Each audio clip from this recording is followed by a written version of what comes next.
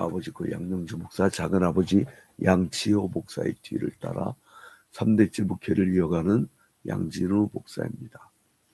저희가 지금 고린도전서를 매일같이 한 장씩 강의를 하고 있는 중인데, 고린도전서 1장부터 4장까지는 그 에베소 지방에 있었던 바울이 자기가 1차 전도여행 때, 2차 전도여행 때 전도했던 교회를 세웠던 그 교회에 대해서 이제 그 충고들을 해주는 편지예요. 이 편지들을 이제 보내면서 바울이 얘기했던 것들을 이 사람들이 안 받아들이네.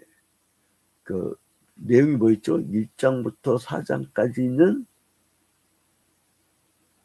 고린도 교회의 분쟁, 사방팔방에서 모인 것이다 보니까 다양한 사람들이 모이고, 그리고 앞으로 때 신전에서 부당짓하다가 개종된 사람들, 이 계보를 다 못 진다고 이 사람들이 또 신비주의였던 사역을 하죠.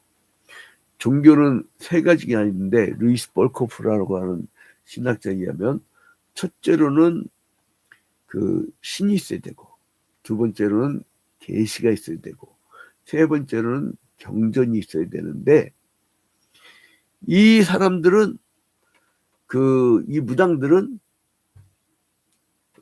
신도 귀신이야. 잡신이 잡신. 그 계시도 다 달라. 이 무당 만나고 저 무당 만나고 저 무당 만나면요, 취직자리 하나 갖고도 다 달라. 세 번째 중요한 게 경전이 없어, 걔네들은. 근데 아무튼 고린도전서 1장부터 4장까지 니들 왜 이렇게 분쟁을 하냐? 왜 이렇게 분쟁을 하냐?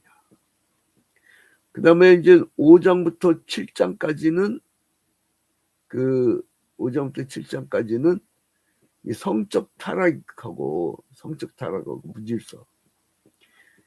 그리고 이제 주로 이제 6장에서는 송사에 대해서 많이 다루죠. 그리고 8장은 우상 제물을 먹는 문제, 요걸 다뤘죠. 근데 이게 이제 갑자기 9장으로 넘어오면서 이 사람들의 시비거리가 뭐였냐면, 야 바울, 네가 사도 그러는데 네가 진짜 사도냐? 이렇게 따지는 거예요. 깝깝한 거라 이게. 이 사도 바울은 하나님의 부르심을 받았는데 깝깝한 거라. 그래서 바울 사도가 뭐를 얘기하면, 내가 복음을 위해서 내가 절제를 해왔다.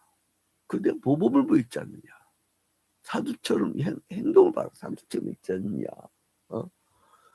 그래서 사도된 나를 좀 본받고, 얼마나 기가 막혀요. 자기를 본받으라는 게 쉬운 일입니까? 여러분, 가장 가까운 사람들이 인정을 안 해. 가장 가까운 사람들이. 아무리 천하의 대통령이고 그 고관 대작이라고 해도 집에 가서 여름철 더우면 다 벗고 빤스만 입고 있어야지. 그게 다 적나라하게 다 드러나니까. 근데 어떤 사람들은 그 드러난 모습을 감추고, 그리고 그 직위에 맞게 대하는 사람이 있고, 어떤 사람들은 그 문제점을 까발리는 사람이 있어요. 그것도 기분 나쁠 때. 그럼 기분 나쁠 때는요, 사람이 거기다 플러스를 해버려요. 방금 꼈는데 똥 쌌다고 플러스를 해버려. 근데 이제 아무튼 본받으라는 게 얼마나 자신만만한 거예요. 신앙에 대해서. 그렇게 신앙에 대해서 자신만만한 여러분이 되시길 주님의 이름으로 축원드립니다. 그래서 자기가 이렇게 절제하고 자기가 종의 형체를 가져서 예수의 모습대로 종의 자세를 가져서 이렇게 교훈을 하고 있다. 이제 사도권에 대해서 이제 자기가 사도권에 대해서 의문시하던 고린도 교인들한테 이제 자기가 변증을 하는 거죠. 변증이라는 단어가 바뀌었다. 자, 그래서 바울은 자기가 다메섹 도상에서 부활의 주님을 만났고 그리스도로부터 이방 선교에 대한 직접적인 계시를 받았다고 얘기하면서, 그래서 사도의 권리에 대해서 1절부터 이 9장에서 1절부터 11절까지는 사도의 권리 여기에 대해서 얘기를 하고, 그리고 12절부터 18절까지는 11절부터 18절까지는 사도의 의무, 마치 국민의 권리와 국민의 의무가 있는 것처럼, 그 다음에 이제 그 19절부터 27절까지는 그 바울 사도의 복종과 절제에 대해서 얘기를 합니다. 이렇게 이제 말씀을 마감을 하는데요. 자, 그래서 자기가 사도에 대해서 자격이 있다 이거예요. 이제 이 사람들 시비가 뭐였어요? 이 사람들 시비가 너 사도라고? 사도증 내놔봐 이거예요. 깝깝한 거지. 예수를 그 일반 사도들은 그 가룟 유다를 뺀 11명의 사도들은 예수를 직접 만나고 직접 그 예수로부터 전수를 받은 사람들이에요. 그 사람들 사도라고 그래요. 사도. 근데 특징적인 게 뭐냐면 이 12제자는 예수를 직접 봤단 말이에요. 예수 그리스도를. 근데 바울은 이 예수를 승천한 예수를 본 거예요. 승천한 예수. 하늘 올리우신 이유. 그러니까 예수를 직접 본 게 이 땅에서도 직접 봤느냐? 하늘로 올리운 다음에 그걸 그리스도와의 신비적 연합이라고 하죠. 그 사도가 나중에는 속사도 시대가 오고 이제 2세기경으로, 그리고 이제 3세기경 넘어온 변증가 시대, 그리고 이제는 이후로는 교부의 시대 쭉 오죠. 이제 중세 거치고, 그리고 이제 종교개혁을 하고, 여기서는 여러분 분명하게 정치성을 알아야 돼요. 중세 로마 가톨릭 교회는 성직자와 평신도로 나눠졌는데, 종교개혁 이후에는요 만인제사장설이야. 만인제사장 모두가 다 성직자야. 모두가 다 구분이 없어요. 근데 만약에 우리 신령한 목사님 이러면 그거는 아직 종교개혁 안 된 거야. 우리 개신교가 아니에요. 어디 이단 사입이든지 아니면 중세 로마 가톨릭 교회를 뛰어넘지 못한 거예요. 자, 근데 아무튼 간에 그 다음에 두 번째로 뭐냐면, 야, 너 교회 사례금 못 받잖아. 사도는 교회에서 사례금 받는데 너 사례금 못 받잖아. 이 얘기예요. 자, 그래서 사도 바울이 자신에 대한 정체성을, 여러분 우리가 이 세상 살아갈 때 자기의 정체성이 분명해야 돼요. 사람이 저거는 예수 믿는 건지 아닌 건지 이러면 안 된단 말이에요. 정체성.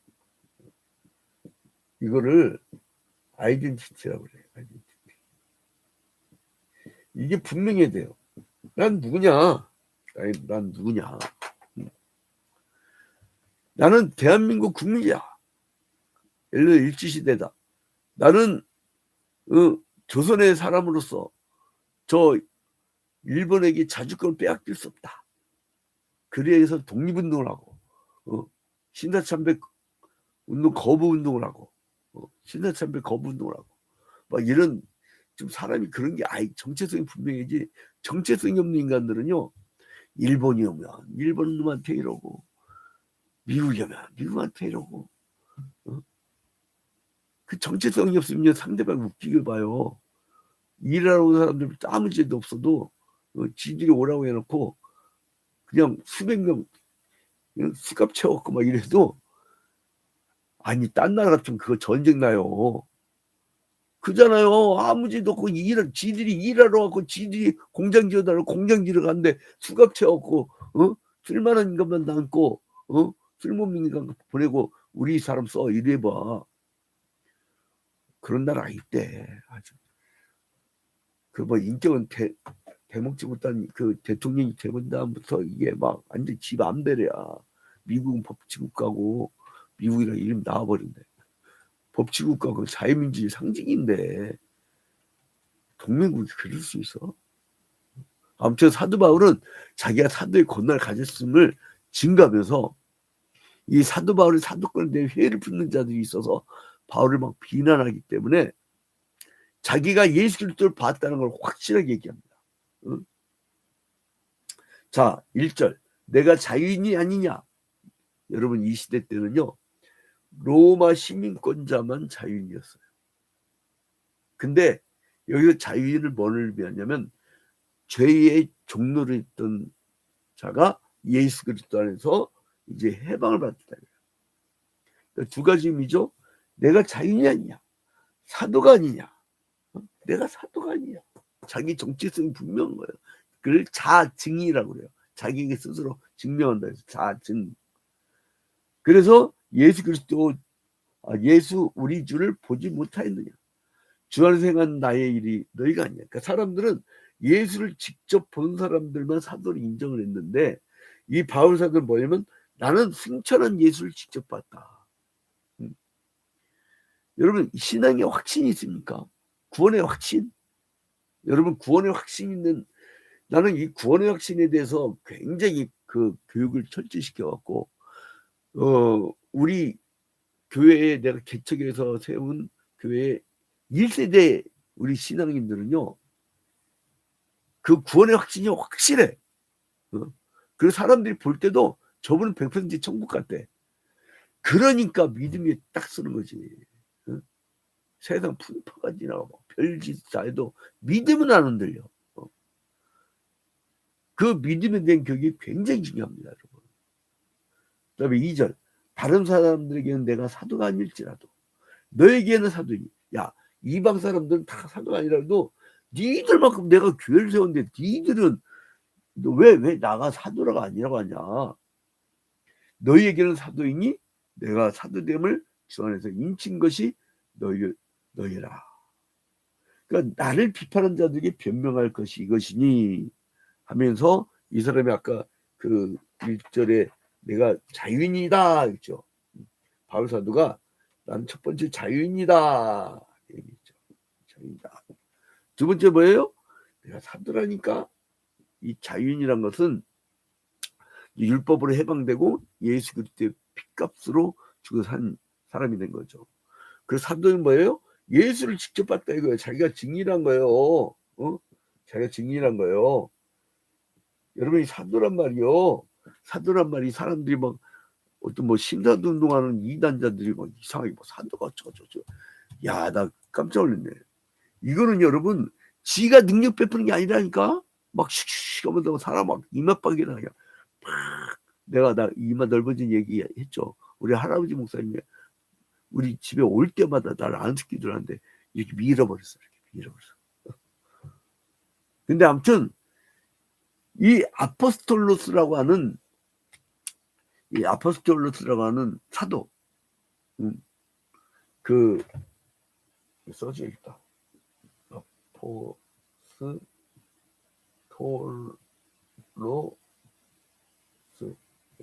아포스톨로스 여기다 기식을 집어넣으면 아포스톨로스라는 말은 뭐냐면요 이거는 파견된 자예요. 여러분 나중에 이게 영어로 발전하잖아요. 아포스톨로스 이거는 그냥 상식적으로 알아주세요. 왜냐면 누가 사도 그러면은 헬라어로 아포스톨로스야 그래 헬라어로. 근데 이게요 이 아포스톨로스가 영어로는 뭘로 발전하면 아포스로 발전. 아포스. 이게 사도죠 사도. 이 또 아포스톨로스라고 하는 이 사도란 건 뭐냐면요 여러분 파견된 자예요. 전달자예요. 그러니까 사도가 능력 있는 게 아니야. 파견된 자가 이들에게 능력을 부여했고 파견된 자가 그러니까 예수 그리스도의 영 성령이 이들과 함께 했던 거예요. 그러니까 이들에게 파견한 거야, 파견. 이 사도란 말은 파견된 자예요. 파견된 자 뜻이. 그래서 이제 이 아포스톨로스는 전권이 위탁된 자예요. 전권이 위탁된 자. 그러니까 예수께서 그 이 땅에 계실 때 했던 일을 이들에게 맡긴 거죠. 그래서 이제 그 일정한 사명을 받고 그 구약 시대에 그러니까 비슷한 말이 있었죠. 히브리어로 나비, 선지자. 그건 뭐냐면 대언자, 그때는 대언자. 이걸 이제 승계했다고 볼 때 연속성과 비연속성 있죠. 근데 이제 이 대언이라고 할 때 파견된 자가 뭐를 하냐면 하나님 말씀만 전해야 돼. 딴소리 개소리 하지 마. 아주 뭐 그냥 강단을 난 정말 그냥 참 한국교회 정말 나는 그 광장에서 막 신보고 그냥 까불지 마 죽여버린다고 막 아니 그렇게 돈 많고 교인 많으면 배는 게 없나? 그 미친놈이지 그게. 이걸 왜 지적 않지? 목사들이. 왜냐면 손해가 오니까. 힘 있고 돈 있고 막 이게요 큰 개끼리 서로 통해. 그래가지고 교단에서 손해를 봐. 찍혀요. 아니 그래가지고 왜 선지자들 막 이사야는 톱으로 켜물당하고 순교당하고 이 12제자 중에 한 사람 빼고는요 10명이 순교당했어요. 다 죽임당했다고. 세상에서 듣기 좋겠냐고 회개하라는데. 응? 여러분 세상 사람들이 듣기 좋은 말은 천국 못 가는 말이에요. 병원 왔으면 고쳐야지. 수술해버려야지. 수술하는데 안 아파 그거. 들이파버려야지. 그거 고쳐줘야 돼요. 훈련시켜야 돼요. 변화시켜야 돼요. 안 그러니까 세상 나가서 요거 듣는 거야. 사람이 많고 적음이 아니라 중심이 예수 그리스도의 중심이었는데 바울은 자신이 복음을 위하여 먹고 마실 권한이 있다는 것을 증거한 거예요. 당시 다른 사도들은 복음을 증거하고 그 일을 위해서 생활했다는 거예요. 그러니까 사례비를 받았는데 자기 못 받은 거야. 자, 그 다음에 이 사람 뭐라면 그러면서 그 바울은 그리스도께서 복음 전하는 자들이 복음으로 말미암아 살 것을 명하셨어요. 그러니까 구약에서는 성전에 봉사하는 제사장들과 레인들이 따로 기업을 갖지 않고 그러니까 백성들이 성전에 드린 헌금으로 생활했다는 것을 예를 들어요. 그 성도들은 복음 사역자가 복음으로 인해서 생활한 것에 대해서 이 불안하게 해서는 안 된다는 거예요. 난 그거 보면 개척 때부터 지금까지 너무나 감사해요. 아무런 걱정이 없어요. 아무런 걱정 없이. 또 좀 부족한 거 있으면 기도하면요 주님이 까마귀를 동원해주고. 까마귀. 그러니까 오직 내가 한 게 뭔가 했더니 오직 설교. 그리고 바울 사도처럼 복음을 해서 글 쓰는 거, 설교 이걸로만 인생 지낸 거야. 딴 거 한 거 없어. 할 줄도 몰라. 토요일마다 교복을 하는데 자원봉사를 하는데 목사님 저렇게 하네. 왜 그랬더니 나를 존중하는 줄 알았더니 저리 가는 이가 방해된대. 일할 줄 모르니까. 망치지를 못해요. 우리 망치지 우리 한 사람 다 해. 그래서 막 힘이 좋다고. 아무튼 이 바울이 그리스도의 복음을 증가하는 데 걸림이 된다면 자신의 권리를 포기할 수밖에 없다는 거예요. 자, 여러분 봐봐요. 여기서 7절에 보니까 누가 자기 비용으로 군 복무를 하겠느냐. 여러분 군대로 나간 사람이 직장 걱정하면 되겠어요 그 나라? 그 얘기예요. 누가 자기 비용으로 군 복무를 하겠느냐. 누가 포도를 심고 그 열매를 먹지 않겠느냐. 누가 양떼를 기르고 그 양떼의 젖을 먹지 않겠느냐. 내가 사람의 예대로 이것을 말하느냐. 율법도 이것을 말하지 않냐느냐. 응? 모세 율법의 곡식을 밟아 떠는 소에게 망을 씌우지 말라 기록하였으니 하나님께서 어찌 소들을 위하여 염려하시느냐. 10절에 오로지 우리를 위하여 말씀하심이 아니냐. 과연 우리를 위하여 기록된 것이니 밭 가는 자는 소망을 가지고 가며 곡식 떠는 자는 함께 얻을 소망을 가지고 떠는 것이라. 누가 자비량하면서 군대를 나가겠냐. 그러니까 그 열매를 먹고 사는 거 아니냐. 야, 그러니까 세상 사람들이 열매 먹고 사는 것처럼 이 하나님의 이 파견된 자들도 양들이 젖을 먹고 산다 이거예요. 근데 어떤 부자 집 아들이 목회하면서 나는 교회 사립이 안 받는다고 이 말을 갖고 어느 교회가 영향을 받았네. 우리 목사님은 붕에 나가고 사립 받은 것도 교회도 안 풀고 어쩌고저쩌고 막 별얘기 다 하던 거야. 그 중형급 교회가요 나중에 시험 들더라고. 아니 목사님이 돈 있는 흑수저 출신이 좋아. 그래 양들이 사정을 알지. 여러분 그래서 이게 여러분 이 말씀 잊지 마세요. 왜 사례비가 있죠? 고린도전서 9장을 봐. 그래 또 너무 많이 주지 마. 타락해. 막 골프장 다니고 막 헛짓거리 한다고 너무 많이 주지 마. 또 그 평균치 딱 평균치. 그래서 그게 이제 중요한 내용은 아니고 바울이 그래서 뭐라 하냐면 이거는 부차적인 거예요. 바울은 자신이 복음을 증거해도 자랑할 것이 없는 건 뭐냐면 하나님께 명령을 받은 것을 그대로 전하기 때문에 자기는 하나도 자랑할 게 없다는 거예요. 16절 내가 복음을 전할지라도 자랑할 것이 없으면 내가 부득불할 일입니다. 자, 고린도전서 9장 16절에서 의무를 얘기할 때 내가 복음을 전할지라도 자랑할 것이 없으면 내가 부득불할 것이야. 지가 할 일이야. 직업이야 그냥. 이때까지는 성직이라는 것이 개념이 있었지만 종교개혁 이후에는 만인제사장이잖아요. 그래서 교회에서 말씀을 가르치고 교회사회에 가는 전문가. 그래서 종교개혁 이후는 교역자예요.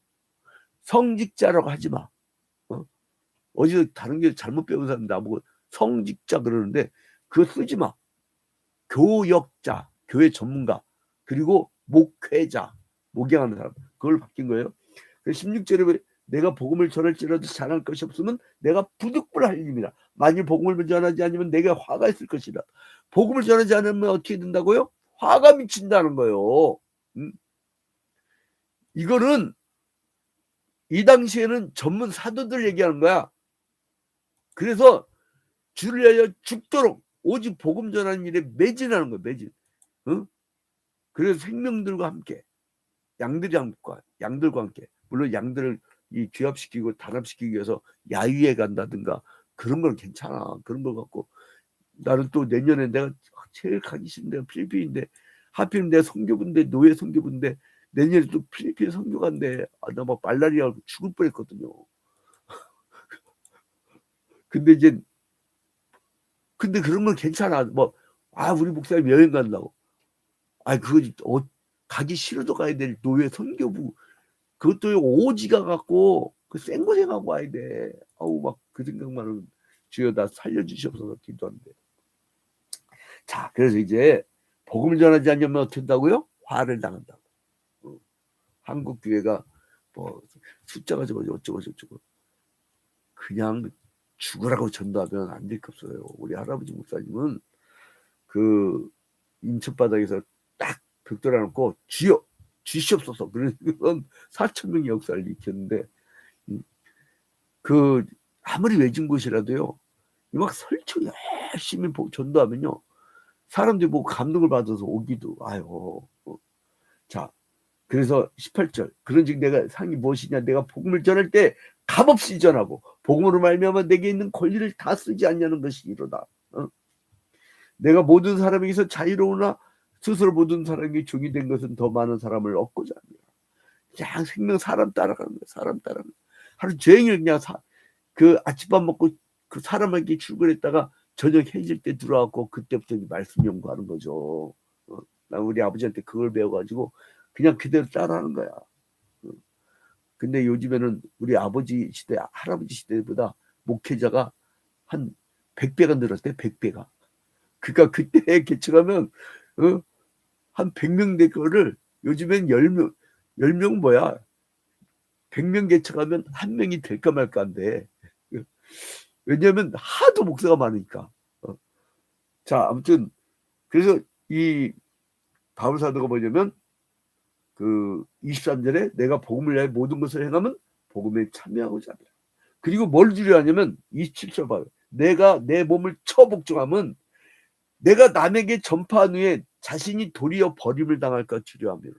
내가 대언하고 하나님 말씀을 대신 전하는 거예요. 그 내가 나를 파견한 자의 뜻을 그대로 전해냈는데 내가 복음을 엉뚱하게 A라고 하나님이 A라고 한 것을 내가 B라고 전하면 버림당하는 거예요. 이거 딴 종교야. 하나님이 A라고 했으면 A라고 전해야 돼. 그거 얘기하는 거예요. 그래서 그러지 않으면 버림을 당한다는 거예요. 난 버림당하기 싫어서 성경 오늘 9장을 그대로 강의한 거예요. 여러분 오늘 하루도 이 바울 사도를 바라보면서 정말 이 복음에 대한 열정, 생명을 구하겠다는 열정. 여러분 사람도 치지 마요. 사람 따라가면 됩니다. 사람 따라가면 돼요. 교회가 막 장식하고 시장하고 그게 중요한 게 아니라 사람이 성지는 이 시대잖아. 사람 따라가세요. 오늘 여러분이 무엇을 하든지 어느 직장을 가든지 무엇을 하든지 사람을 놓치지 마세요. 사람한테 버림을 받지 않고 하나님께 버림을 받지 않고 생명을 구하는 일에 전심전력하는 여러분이 되시기를 주님의 이름으로 축원드립니다.